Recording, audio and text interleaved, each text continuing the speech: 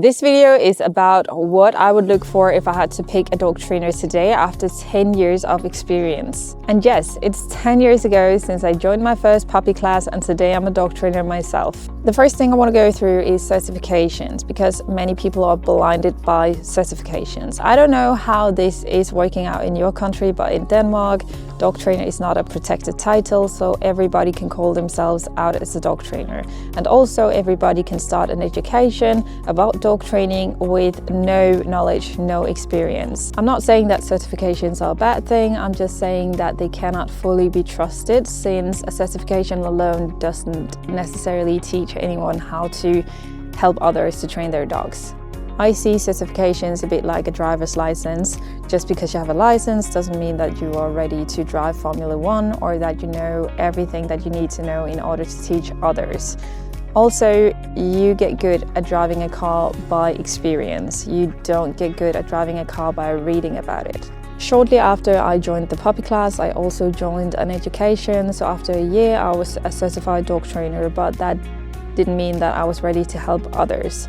I knew a lot of things, but I didn't have experience enough to actually help others and to actually work with other kinds of dogs than my own. So what I did after was to borrow a lot of dogs to train them and to gain some experience. So in the end, after some years, I felt way more suited to actually help other people with their dogs as well. And that's taking me to the one most important thing I would look for if I was looking for any dog trainers today: experience. Experience is far more important, at least in my opinion, than any certifications, because experience gives you a lot of knowledge hands-on instead of just the theoretical knowledge about dogs. Some of the best trainers I know are not certified, but they do have a lot of knowledge, and even more knowledge and experience than a lot of those who are certified. And remember that this is not to call out certifications, because they are not bad.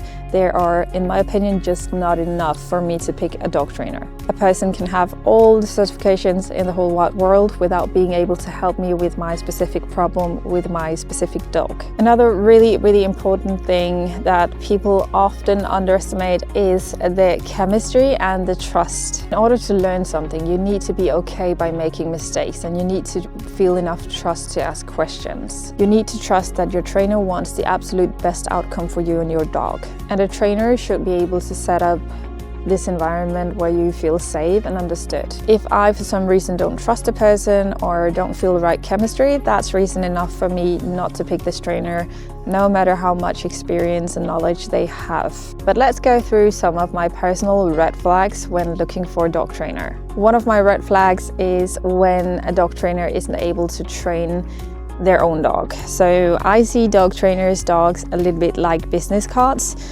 But if they're not able to train them, I just have a hard time believing that they should be able to help other people train their dogs. Dog training isn't just dog training. So one thing I'm very aware of is if people know their limits and stay in their own lane. So just because you can train a dog in agility doesn't necessarily make you able to help with fixing reactivity. So I'm very aware of that a dog trainer knows their limits.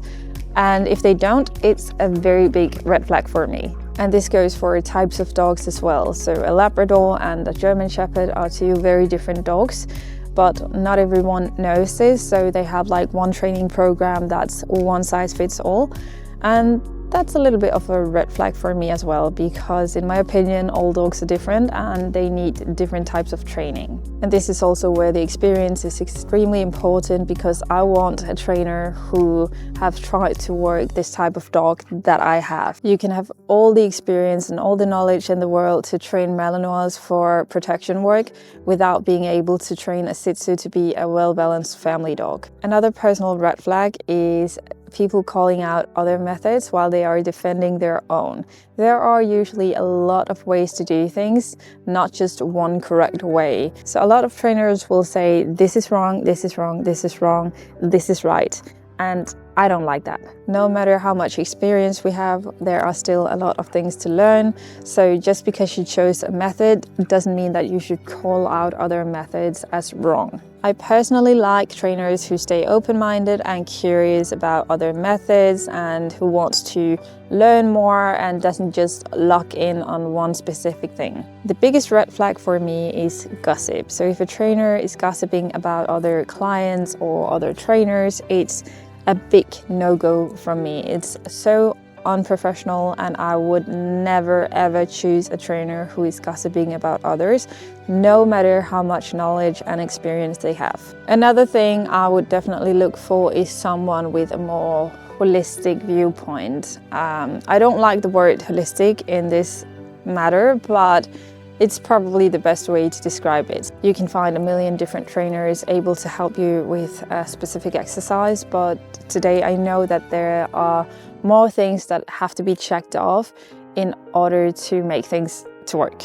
So the whole foundation and all of the basics and the relationship to your dog and all of these things are far more important than the exercise itself. So with other words, I would pick a trainer who see like the whole picture instead of just small parts of it. To give you an example, if I was searching for an agility trainer, I would definitely pick someone who is educated on dog health and anatomy, so they have knowledge about how to keep my dog safe and strong during training and not just about how to pass an obstacle or to run through a tunnel. Another thing I would pay attention to when searching for a trainer is my gut feeling, because it's probably more true than you think. We often choose trainers due to location and price, but it doesn't necessarily turn it into a good match for you.